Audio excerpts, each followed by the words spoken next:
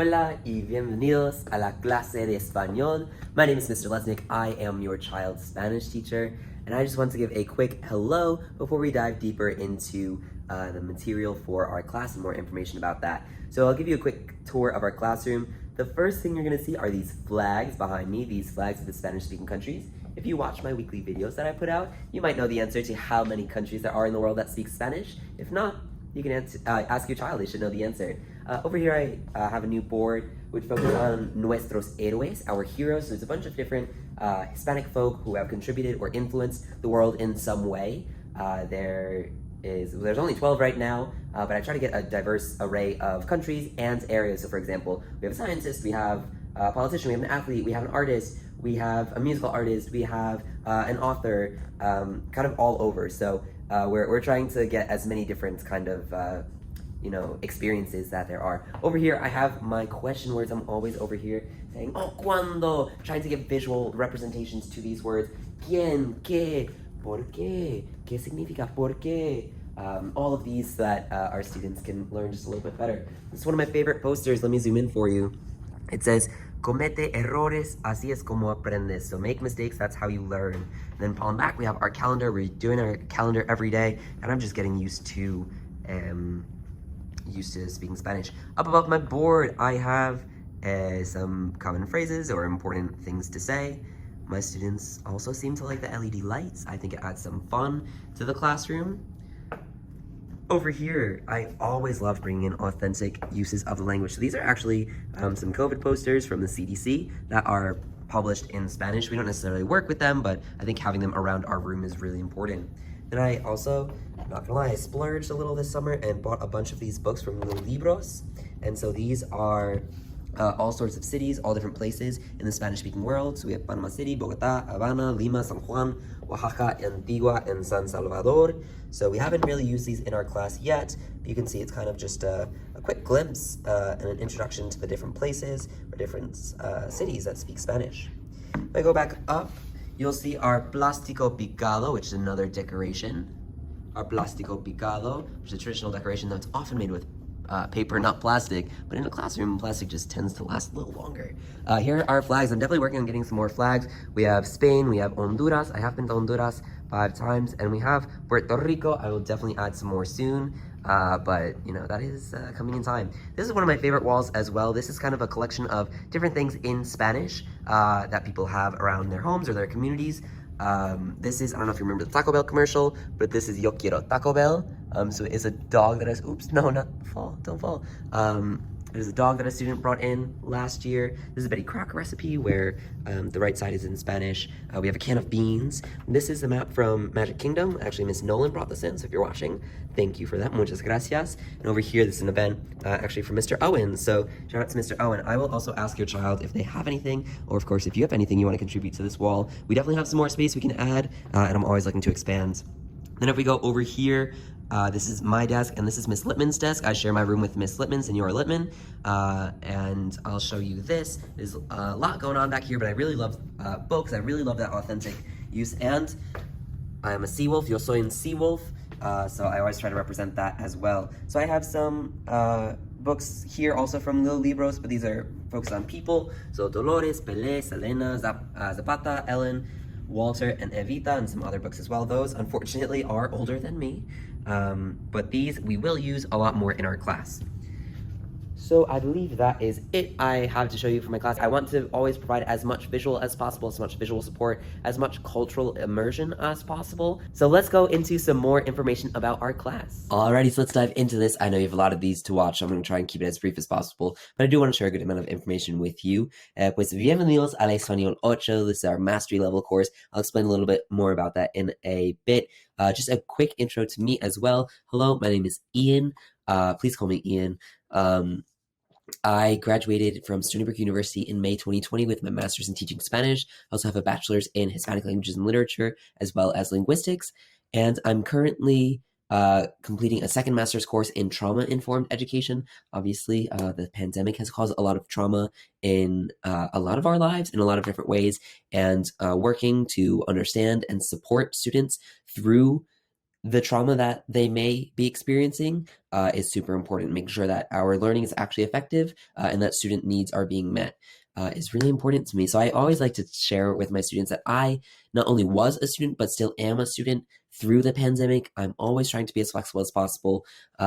It's super important to me that their needs are met and that anything that they need or that they need support with, I can provide.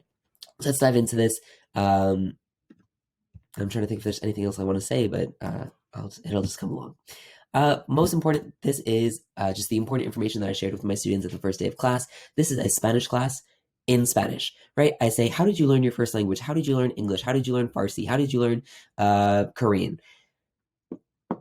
Most likely, and actually, I'm going to say across the board, your parents, and this probably goes for you as well, your parents did not sit you down with a textbook and say, okay, this is a noun, this is a gerund, this is an adjective, these are the pronouns and the subjects. And no, that's not how we really learn language. And we're going to use that because cognitively our 7th and 8th graders have that ability to kind of pick that up.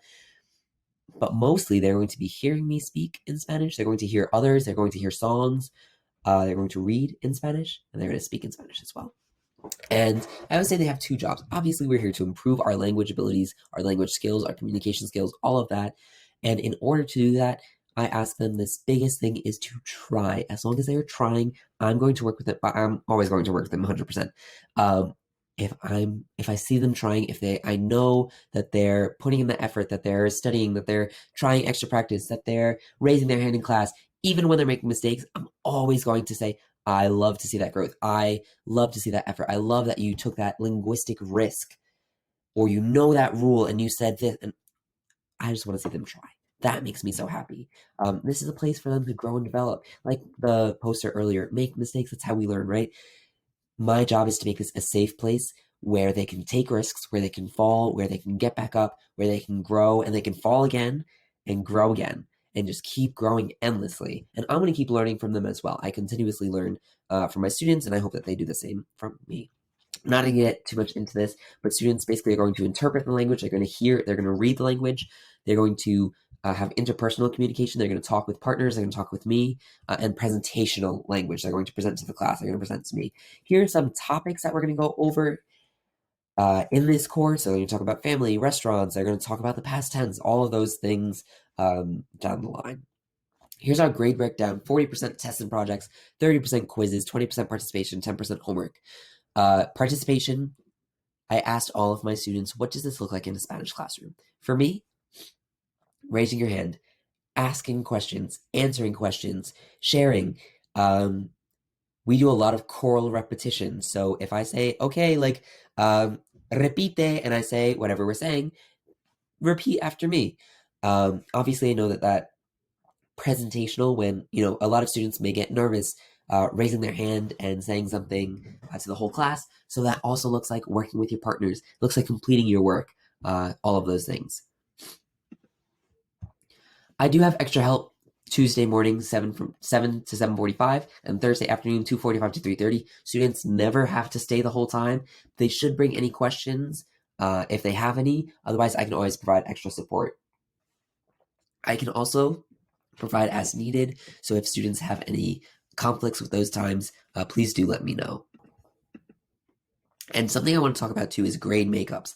So like we talked about before, your grade breakdown is like this. Students can always make up any test, project, quiz, or homework assignment for full credit anytime within the same quarter. So for example, they could take all quarter to study and review and then retake it at the end of the quarter and get full credit. If they retake and they get a lower score, which hopefully should not happen based on their studying, the higher score stays. I want to see that your student is able to achieve those skills. And if they're able to do it by the original test day or by the end of the quarter, I'm happy with that. If they're able to do it by the end of the year, I'm so happy by that. Just in terms of bookkeeping and grade keeping, I can only do it quarter by quarter. So these are the deadlines. So quarter one, any test, any homework, any missing thing, anything late, full credit by November 5th. Those are the dates for all the other quarters. It is 1 week before the quarter ends so that I have enough time to grade it. and put it into the grade book, because we also have grades due at a certain point, and I need to also lesson plan and grade the normal on-time things. So it is 1 week before the quarter ends is that deadline. The only exception to that is if a student is caught cheating or using a translator, they will get a 0 on that test, quiz, homework, whatever. They cannot make it up. I have had students fail an entire quarter because they cheated on a quiz or a test, and they got a 0 on it. That is the last thing I want to do. I never, ever, ever want to do that. Again, I would like to think I'm super flexible. I'm super open. I want to work with students. If a student comes in and says, hey, I'm not ready for this quiz, can I take it tomorrow? Can I take it next week? Of course, absolutely. They'll get a different version. It's not going to be the same exact quiz, but absolutely. I'm always trying to work with your kids, always trying to work with you. So please, if anything's happening with them, please, please, please let me know. I want to hear about that as well. Mastery level course. This is super important as a course for a lot of reasons. First off, this course is the first course among others this year that go on a student's high school transcript. So when students are applying for college, this course grade and the test score that they get at the end of the year goes on their college transcript or their high school transcript, which gets sent to colleges. That seems like years away. It is years away, but this year affects all the way in junior and senior year when they're applying for college. At the end of this year, sorry, if you couldn't tell, I'm a little sniffly. It's a little sinus infection. I apologize. Onto the honors track. At the end of this year, actually around the midpoint of this year, students' grades will determine whether or not they will be put in the honors track or not. So about a 93 to 95, depending on the grade breakdown, will push them into the honors track or not. And that's also an individualized conversation with me, your student, and yourself as well. 10th grade is the Flax Checkpoint B. That is another college one. So at the end of this year, they have the Flax Checkpoint A, and that is basically the state test. It's not exactly the state. It's kind of like a Regents, and that goes on their high school transcript. That helps determine whether they're in the honors track or not, and that goes on to affect their college applications as well. No pressure, but I do want to make sure that that's as transparent as possible.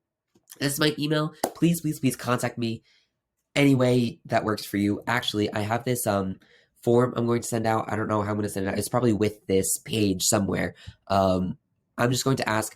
I am huge about contacting parents and families and all of that. I think that's super important, and I don't like to do it when it's negative. I prefer to have really positive communication all the time.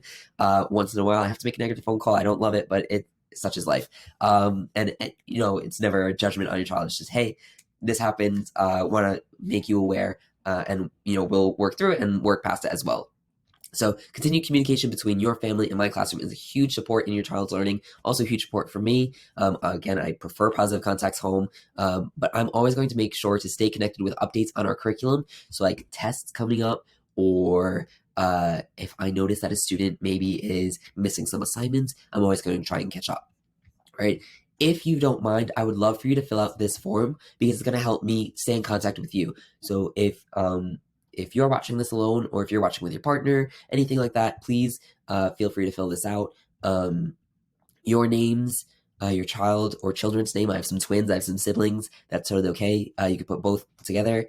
And then how would you prefer to be contacted? So again, not an emergency. The school has their own ways to contact you in an emergency. But say your child is missing some assignments. Say your child did excellent. Like they're really quiet, and this week they participated nonstop and were just excellent. And I want to share that with you. How can I share that with you? You can put as many yeses, okays, or nos. I just want to know what works for you. So Canvas Messenger, if you're signed up, email, phone call, text, Zoom call, or home visit. I will set those up. You tell me if you prefer this, if it's okay, and if you would prefer me not. I'm not going to take any offense. Like home visit, I'm going to try to visit. I probably will not visit many homes, and that is totally okay. But if, for example, you're a family that doesn't really use phones or text or email, and a home visit is just better for you, let me know. That'll just be, we can set something up that way. Whatever works for you, I'm going to do that. If you I prefer all of those for that, good. I will always try to do different things. I try to do weekly videos. I try to do emails. I try to do phone calls when I can. Anything that I can do, I will try to stay in contact. All right. And then Maybe you just prefer share with me your phone or email, whatever works for you. Anything you want to share about your child, it helps me. Obviously, if they have an IEP or 504, I have some more information with them. I've gotten to know them over the past 2 or 3 weeks. But if you have any questions or anything else that you'd like to share, that would have definitely helped me. All right. Thank you so much for taking the time to watch this. This is probably like 20 minutes now. I'm so sorry. Thank you so much. Please, please, please reach out to me anytime if you have any questions. Again, my name is Ian Lesnick. Reach out to me anytime. I really want to get to know you this year, as well as getting to know your child or your children. Thank you again. Have a wonderful year, and maybe we'll learn some Spanish together. Adiós, gracias, y nos vemos.